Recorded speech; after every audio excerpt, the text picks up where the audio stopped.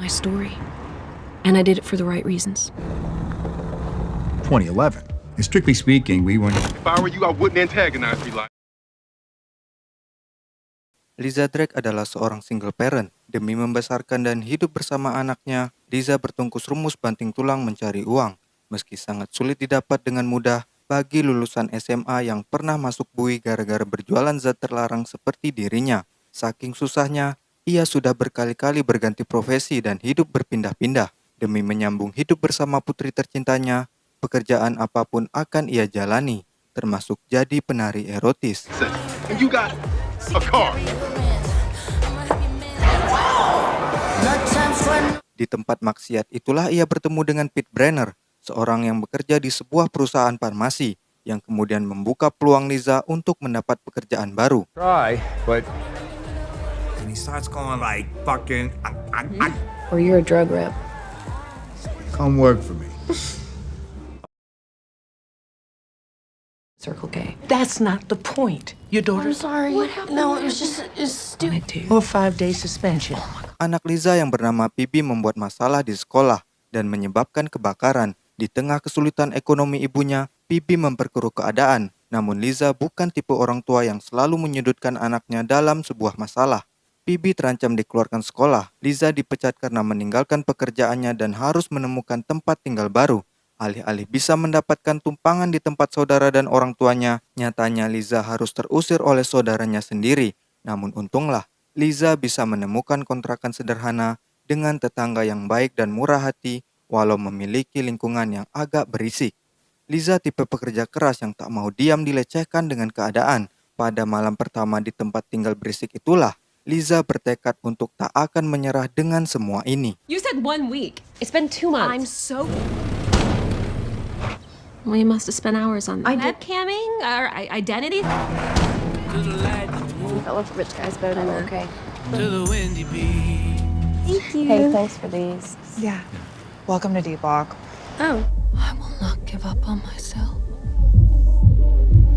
Keesokan harinya Liza pun langsung menghubungi Pete untuk mendapatkan pekerjaan di perusahaan farmasi yang pernah Pete tawarkan tempo hari. Pete bekerja di sebuah perusahaan farmasi hampir bangkrut bernama Zana. Zana sedang bersaing dengan perusahaan farmasi lain bernama Praxiom yang menguasai penjualan obat pereda nyeri atau biasa disebut painkiller dengan produk andalan mereka Serapen berupa permen fentanyl yang sebenarnya memiliki efek samping merusak gigi, bekerja lamban, dan itu pun tak benar-benar efektif meredakan nyeri. Sedangkan perusahaan Zana memiliki painkiller yakni Lonaven yang hanya butuh 5 menit untuk mengatasi nyeri. Meskipun ada isu tentang efek samping kecanduan yang berbahaya dari penggunaan Lonaven, namun studi Hartigan dari Rumah Sakit Umum menyebutkan bahwa risiko kecanduan dan overdosis kurang dari 1%. Begitu kata Pete Brenner. Puts the risk of addiction and overdose at less than 1%. With a fentanyl lollipop that is so toxic and ineffective. Doesn't matter if that thing squirts liquid Jesus.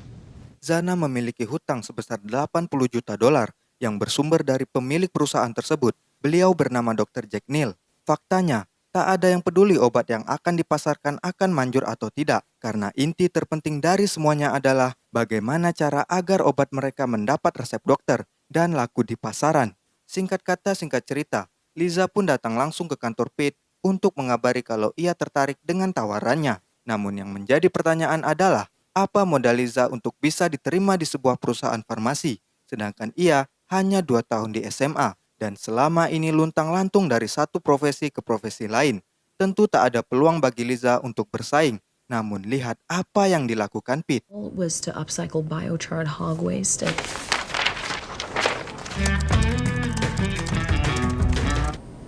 Give me a shot, please. I know what. Dengan mudahnya ia mengedit CV milik Liza. Ia menuliskan bahwa Liza, seorang sarjana ilmu biokimia, berpengalaman sebagai asisten penelitian biokimia dan telah menerima penghargaan Cum Laude National Science. Liza sendiri bahkan terkejut, akan tetapi kesempatan tak datang 2 kali. Pete segera membawa Liza bertemu Dr. Neal. Kemampuan komunikasi dan gestur percaya diri yang meyakinkan mendukung Liza untuk jago berjualan, dan hal tersebut dapat dilihat oleh Dr. Neal. Bahkan yang mengejutkan, Dr. Neal tak membutuhkan CV palsu Liza untuk menerimanya, karena yang dibutuhkan perusahaan farmasinya saat ini adalah congor yang handal dalam berjualan.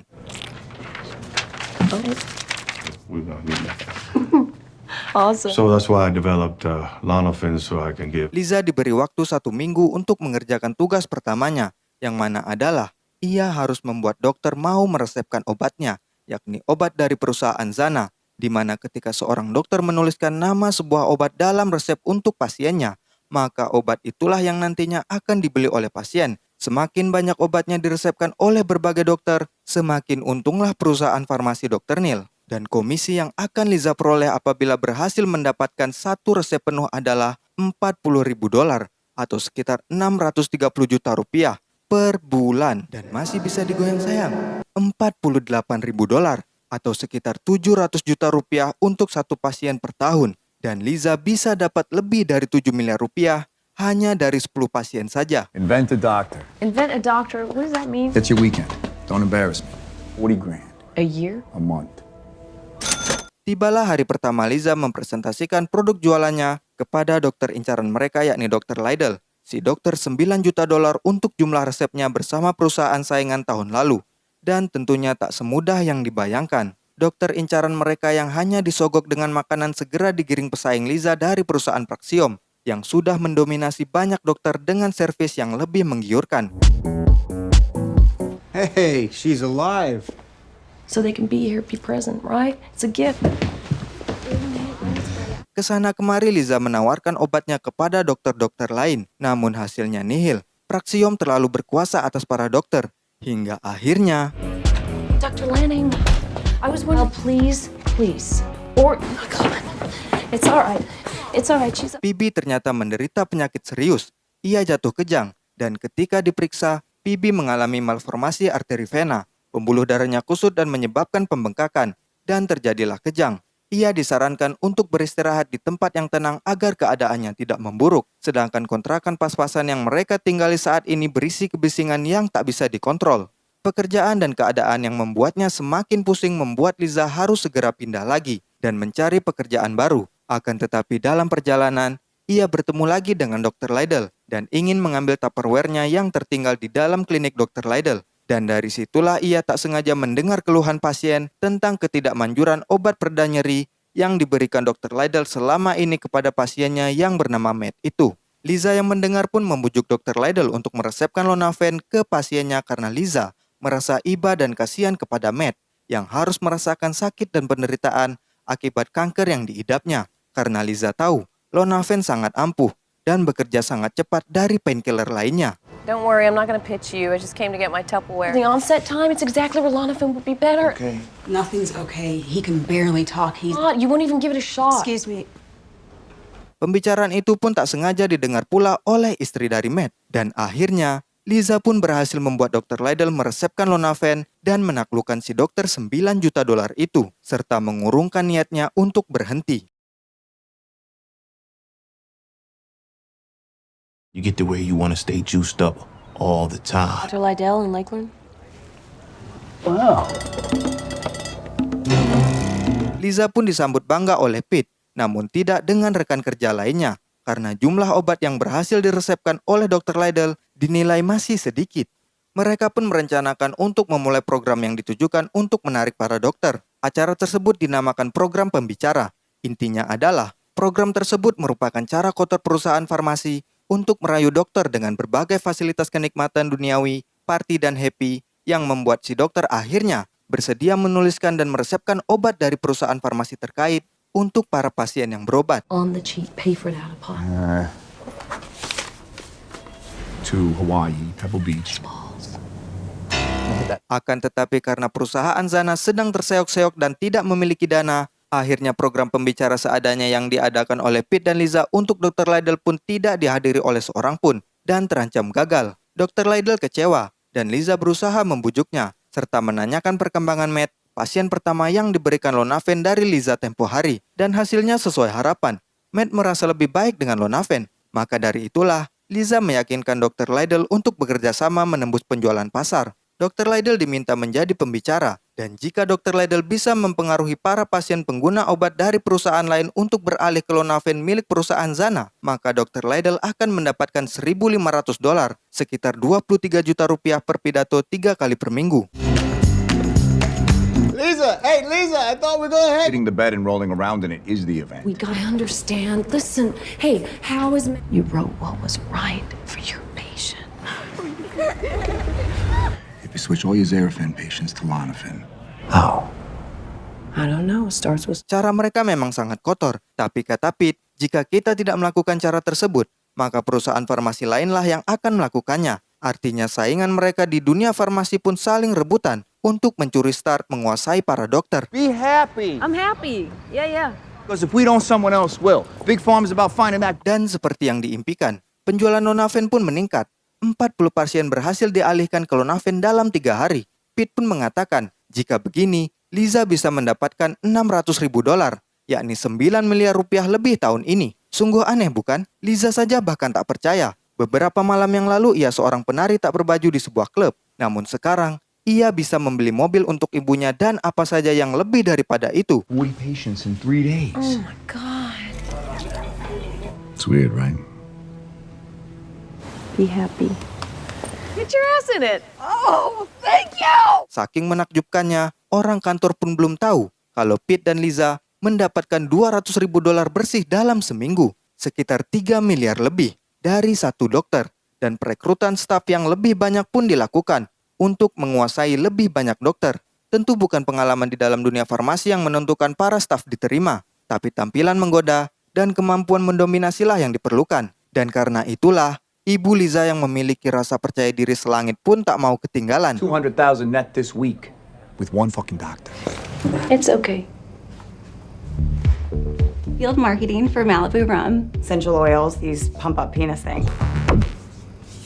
Para staf terpilih pun diinstruksikan dan dimotivasi. Lalu perburuan gila pun dimulai. Mereka siap melayani para dokter. Apapun yang dokter senangi. Apapun. Demi obat mereka diresepkan para dokter ke pasien dan meraup untung dari penderitaan orang sakit. Territory. You own a doctor. Informs who you're gonna be tomorrow. To protect you.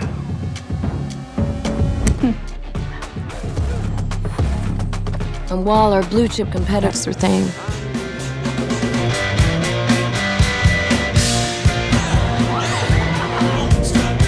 Smells great.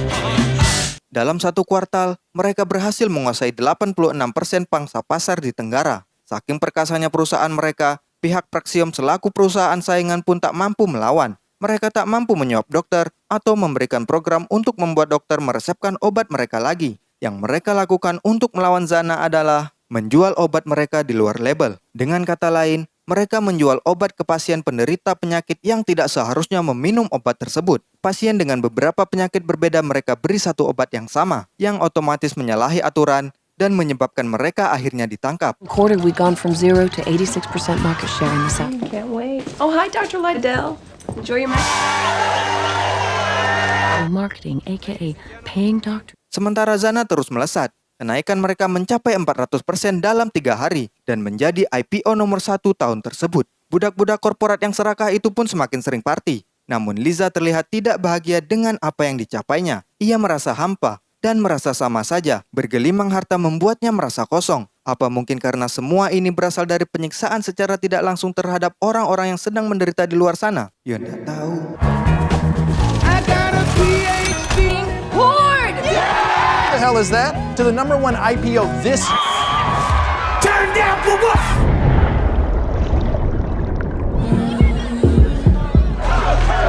I don't feel any different. I feel just the fucking same. 6 million at close. Sementara itu, Ibu Liza mulai kegilaan. Ia mulai tak puas karena komisi yang didapat rekan kerjanya yang lain lebih tinggi. Dan ia pun mulai menghubungi dan bermain gila dengan si bos. Sama halnya dengan si bos yang semakin takut kehilangan harta. Ia panik ketika penjualan datar dan tidak meningkat. Semakin kaya hanya membuatnya semakin takut miskin. Dan si bos mulai berpikir untuk menjual obatnya di luar label, alias satu obat untuk beberapa penyakit berbeda.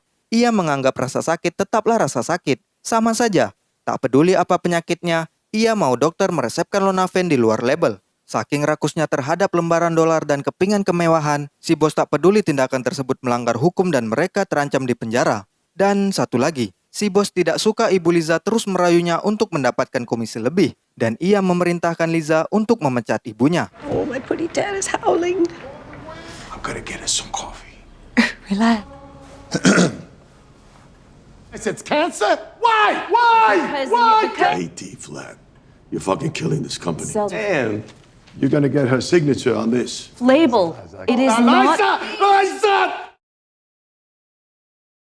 Singkat kata, singkat cerita, Liza tak mampu berbuat banyak dan menuruti bosnya, termasuk menyampaikan kepada Dr. Liddell tentang ide untuk menjual obat di luar label. Dan yang mencengangkan adalah, sebagai orang yang berilmu pengetahuan tinggi dan tahu betul efek buruk yang akan dihasilkan, si dokter justru tertarik dan meminta potongan sebesar 25% kotor dari semua resep di luar label yang akan dibuatnya. 25% gross.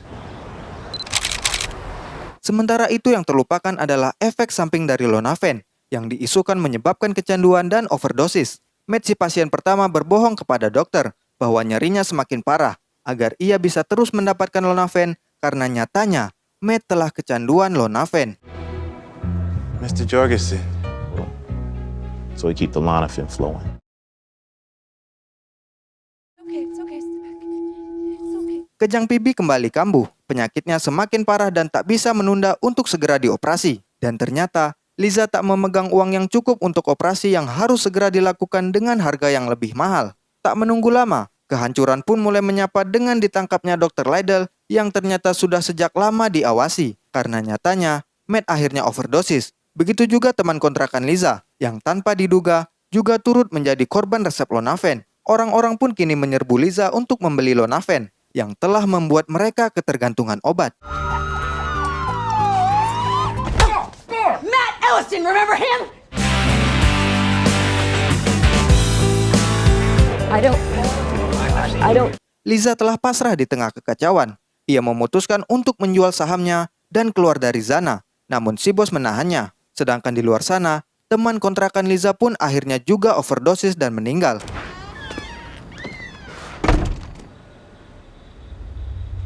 Pukulan dan rasa bersalah yang sudah melampaui batas pun membuat Liza akhirnya menyerah. Bagaimana tidak? Dialah yang telah menaikkan perusahaan farmasi berisi orang-orang sakit itu hingga sukses. Dan kini berdiri kokoh di atas pundak para pasien-pasien sekarat. Dan rasa bersalah serta penyesalan itu membuatnya nekat dan akhirnya memutuskan untuk menuju ke Kejaksaan Amerika Serikat Distrik Tengah Florida dan mengakui semuanya. Liza melaporkan rekan kerja dan bosnya sendiri. Akan tetapi Dr. Neil adalah seorang miliarder. Kejaksaan butuh bukti lebih untuk menyatakan Dr. Neil bersalah. Sedangkan selama ini, Dr. Neil seolah hanya sebagai investor pasif. Anak buahnya lah yang turun tangan melakukan pekerjaan kotor dan keji itu. Namun akhirnya, bukti pun lengkap berkat Ibu Liza. Karena nenek-nenek genit itu pernah menghubungi Dr. Neil lewat email. Dan didapatilah bukti untuk menangkap Dr. Neil dari percakapannya dengan Ibu Liza yang tempo hari meminta kenaikan komisi. I gave you a fucking life and you do this to me? Give me the shit life. I hope you fucking die. What's wrong with you? Oh, you care. Following Dr. Jack's arrest, we're less than pretty. Di persidangan Liza mengaku bersalah dan menyesali semuanya. Liza memang pekerja keras yang akan melakukan apapun untuk mendapatkan uang. Tapi ia berbeda dengan Dr. Neil. Setidaknya, Liza masih punya hati nurani. Meski Liza terlibat tetapi negara membelanya dan mendapatkan hukuman lebih ringan. Dan setelah masa hukumannya, Liza pun akhirnya hidup sederhana, membuka usaha sendiri dengan berjualan keripik belut. It wasn't my fault, but that would be a lot. Position to stand up and do the right thing. Now people's lives have been destroyed. Believe that? 68 years old. See this stuff work?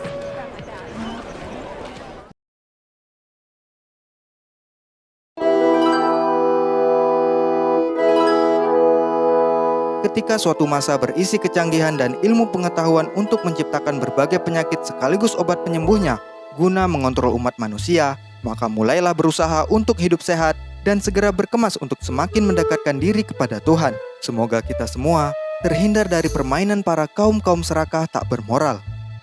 Terima kasih karena sudah menonton. Support kami dengan subscribe dan bantu perkembangan channel ini lewat link yang kami sediakan di deskripsi.